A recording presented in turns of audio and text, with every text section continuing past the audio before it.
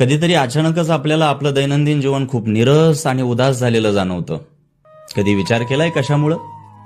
कारण आपल्या रोजच्या जगण्यातला तोचपणा. कित्येकदा अनेक गोष्टी तुम्ही पुन्हा पुन्हा जशाच्या तशा गिरवत असता आणि अशा वेळी खरं तर प्रवाही होणं, पुढं सरकणं खूप महत्वाचं असतं. मग प्रेमभाव असो, भक्ती असो, कर्तृत्व असो, पुरुषार्थ असो किंवा तुमची जिंकण्याची महत्वाकांक्षा असो, काहीही असो, प्रवाह महत्वाचा आहे. माऊली ज्ञानोबरायांच्या भाषेत सांगतो, परी ठाकिली आहे सागर, जैसा मागीलही यावा अनिवार, तिये गंगेची ऐसा पडी भर प्रेम भावा.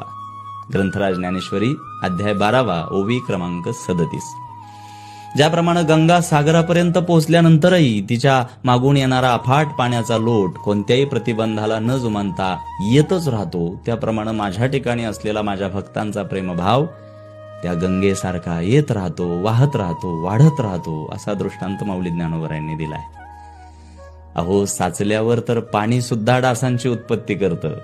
त्यामुळं प्रवाही राहणं कधीही चांगलं.